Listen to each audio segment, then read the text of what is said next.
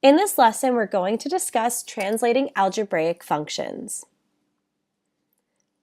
When we're translating a function, we're taking the parent function, which is just the simplest form of that family of functions that we're looking at, and moving it horizontally and vertically. In order to translate a function, the equation of that graph needs to be written in general form, which is a times f of x minus h plus k. The a, the h, and the k are going to tell us how we are going to translate our graph. The a value is going to give the direction of the graph. So if I had a parabola for a quadratic function, if the a is positive, my graph would be facing upward like a cup. If the a was negative, my graph would now be facing downward. A gives us a little bit more information, such as the magnitude, but we're not going to get into too many specifics because when we're translating graphs, we're just looking for a quick sketch. The h value is going to give the horizontal shift of the graph. So if I have x minus h within here, that means the h value is actually positive because we're just following this format of my general form.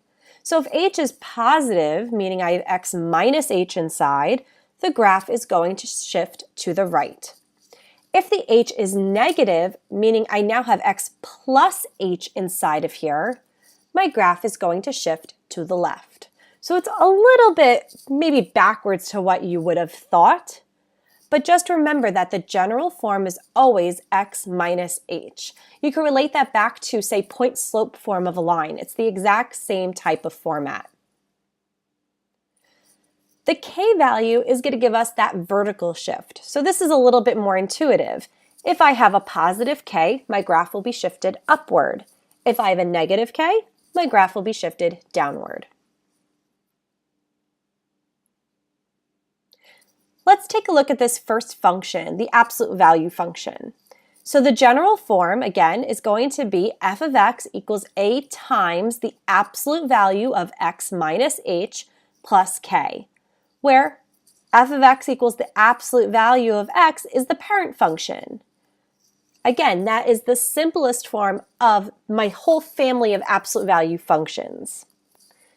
Remember, the domain of the parent function is all real numbers, but the range is only going to be those non-negative y values. So let's look at graphing the absolute value function. So I want to graph f of x equals the absolute value of x minus 2 plus 3.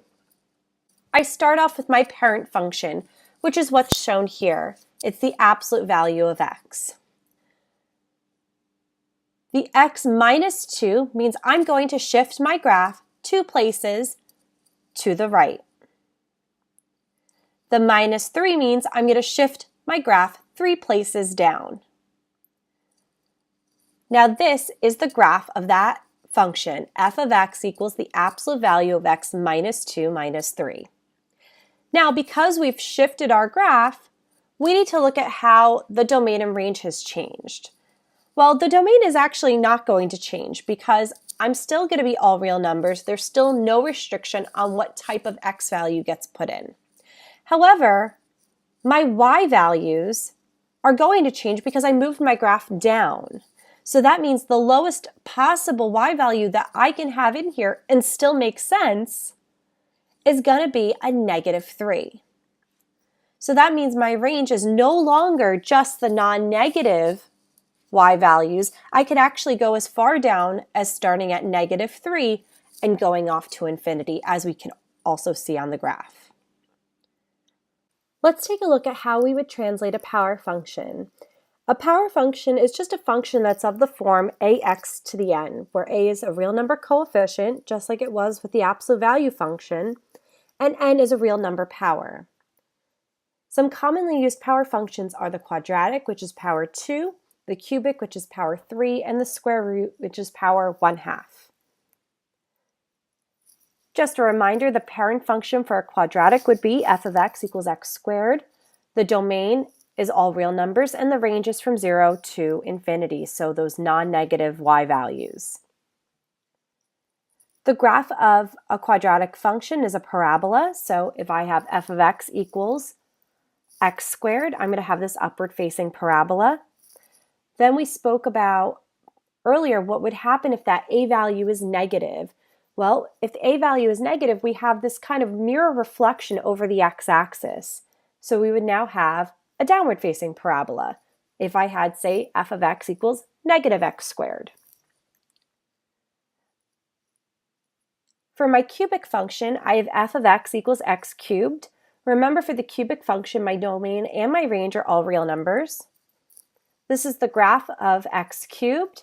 And again, I'm doing a mirror image over the x-axis to get that negative x cubed function, which looks like this. Lastly, we're going to look at the square root function, which again is power 1/2. So a cube root function would be power 1/3. My parent function is the square root function, and as we know from square roots, we can't put a negative x inside. So my domain is the non-negative x values, and if I can't put a negative number inside the square root, that means I'm not going to get a negative number on the outside of the square root. So my range is non-negative y values as well. Here's a sketch of my square root function, and again, if I have a negative square root of x, so the negative is on the outside, it's a reflection over that x-axis, as we could see here. So let's take a look at translating these types of functions. I'm going to show you an example with a quadratic and a cubic function. If I have f of x equals negative 2x minus 4 squared plus 7, let's visualize first what we expect to see before we start to actually draw it on the papers. The negative 2 is telling me that this parabola is going to shift downward. The x minus 4 is telling me that the h value is a positive 4. So that means I'm going to shift 4 places to the right. The plus 7 is telling me the k value is positive 7. So I'm going to shift 7 places up. So I expect to see a downward facing parabola over here after I sketch, which is what I see. Because we've done a translation, we need to take a look at the domain and range again. Because we really didn't do anything to change the x values of this function, the domain is going to remain the same. It's all real numbers. However, the range does change because now not only am I downward, I've also shifted upward into that first quadrant a little bit.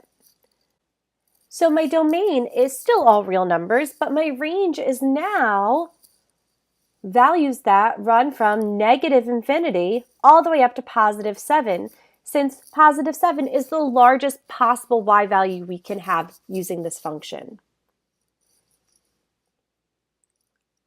Last example, we're going to take a look at translating this cubic function. So here I have y equals x cubed here. I don't have any coefficient outside of here except for 1, so it's going to stay the same. Now I have x plus 3, which means the h value is a negative 3. That means I'm going to shift 3 places to the left. The negative 1 tells me I'm going to shift 1 place down. And because all we're doing is shifting this, the domain and the range are both going to remain all real numbers, since there was no restrictions on the x or the y to begin with. And here is my translated function. Let's review everything that we just talked about with respect to translating these algebraic functions. Remember that we have to be in general form first, which is a times f of x minus h plus k. A is going to give me the direction of the graph, which is going to tell me if I am going to have a reflection over that x-axis or not. Negative a means I'm going to reflect it down. Positive a, we're going to keep the parent function shape. H is going to tell me how I'm going to shift left or right, horizontally. X minus h means the h is positive and the graph is going to shift to the right. X plus h means the h is negative and the graph will shift to the left. K is going to give me that vertical shift of my graph. So if I have a positive k, I'm going to shift up, and if I have a negative k, I'm going to shift down. That is our big overview of translating algebraic functions.